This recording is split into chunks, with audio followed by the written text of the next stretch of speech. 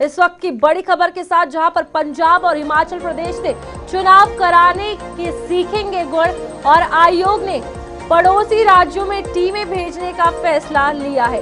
Voting, आरक्षण और मनोनीत करने को सीखेंगे तौर तरीके।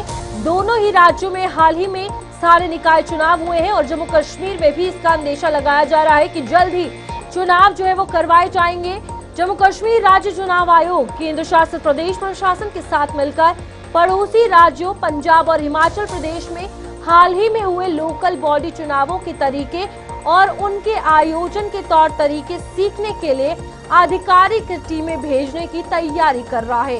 केंद्र शासित प्रदेश में लंबे समय से रुके हुए जमीनी स्तर के चुनावों की तैयारियां तेज हो रही हैं।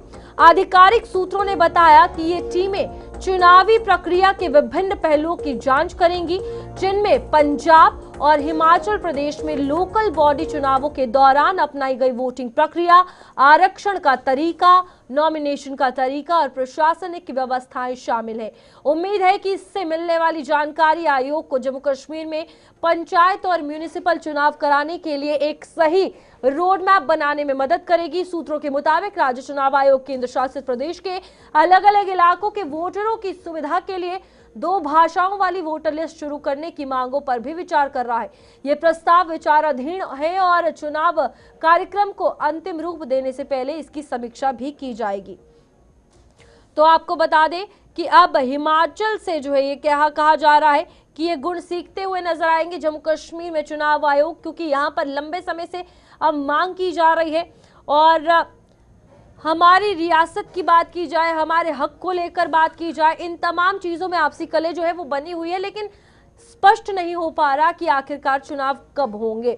हमारे साथ वरिष्ठ पत्रकार विनोद कुमार जुड़ चुके हैं। विनोद जी, सवाल यही है, हम लगातार इस पर चर्चा कर रहे हैं, क्या लगता है अब हिमाचल से जो चीजें कही जा रही हैं कि सीखेंगे, वहां पर निकाय चुनाव हुए, यहाँ पर ऐलान होना, उसके बाद सीखना, ओवरऑल चीजें कंफ्यूजन में है ये सब चीजें अगर देखा जाए?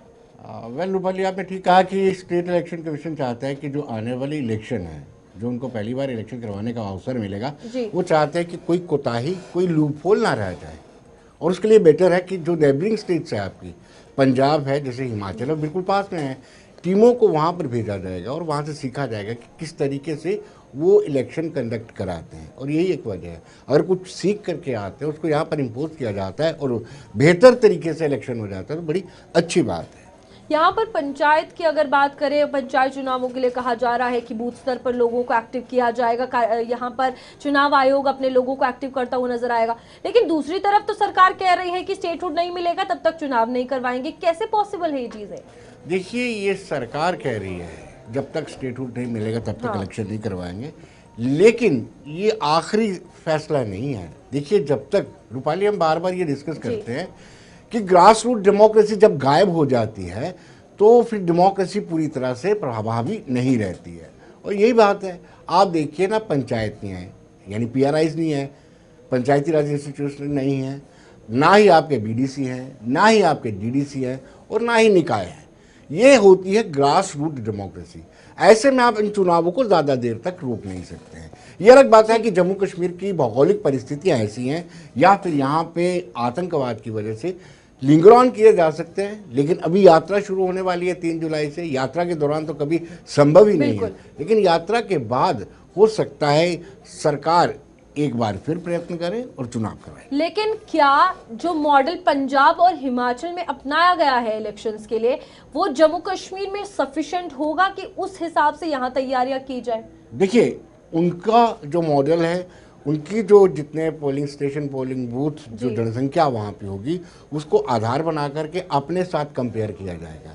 यानी जम्मू कश्मीर की आबादी, कितने पोलिंग स्टेशन, कितने पंचायतें हैं, कितने पंचेस के, सरपंचेस के इलेक्शन होने हैं, फिर वोटिंग प्रक्रिया कैसी होगी, और दूसरा आरक्षण का तरीका, यानी OBC को आरक्षण देना है आपने, फीमेल्स को आरक्षण देना है, वो तरीका क्या इख्तियार किया जाता है, नॉमिनेशन आप किस तरीके से मनोनीत करते हैं सदस्य को, वो भी देखना है। प्रशासनिक व्यवस्थाएं कैसी वहाँ पर रहती हैं, वो भी देखना है और उनको यहाँ पे इम्प्लीमेंट करना है। सरकार अपनी तरफ से जो बयान दे रही है वो दे रही है, लेकिन आपको ये लगता है कि ये जो छोटी छोटी तैयारियां हैं, चाहे पंचायत स्तर की हो, अब पंजाब हिमाचल से सीखना हो, ये कहीं ना कहीं एक ओवरऑल चुनाव आयोग की भी स्ट्रैटेजी है कि सब चीजें संपूर्ण रूप से हो जाएंगी, क्लियर वो हो जाएंगे और बोलेंगे हम चुनाव करवाने के लिए तैयार हैं?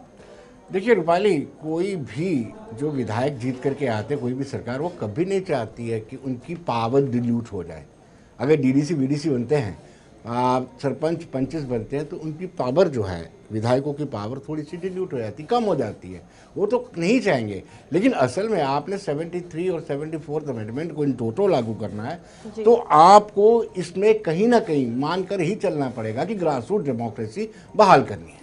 कितना ज़्यादा ज़रूरी है कि अब ये तैयारियां लोगों के सामने भी स्पष्ट हो जाए कि हाँ कब एक कहीं ना कहीं एस्टिमेटेड तारीखों की बात की जाए वो भी क्लियर हो जाए, या फिर यहाँ पर वार्डों के परिसीमन को भी अगर साथ ही साथ इस सवाल में जोड़ा जाए तो कितने चैलेंजेस अभी चुनाव आयोग के पास है? बहुत सारे चैलेंजेस हैं। आप बॉर्डर्स जो हदबंदी जिसको हम बोलते हैं, वो भी करवाना जरूरी है, लेकिन पता नहीं आयोग हदबंदी से पहले चुनाव करवाते हैं या बाद में करवाते हैं। रैशनलाइजेशन जिसको हम बोलते हैं ना रूपाली, अगर एक वार्ड में, एक पंचायत में 2000 वोट है, दूसरे में 500 वोट है, तो इसको रैशनलाइज करने की जरूरत है बहुत ज्यादा। तो मुझे लगता है ये प्रोसेस भी आपको करना है। आपको आरक्षण भी, ओबीसी की रिपोर्ट आ चुकी है, ओबीसी कमीशन ने अपनी रिपोर्ट सरकार को दे दी है, उसको किस तरीके से अमल में लाया जाते, बहुत सारे चैलेंजेस अभी भी हैं।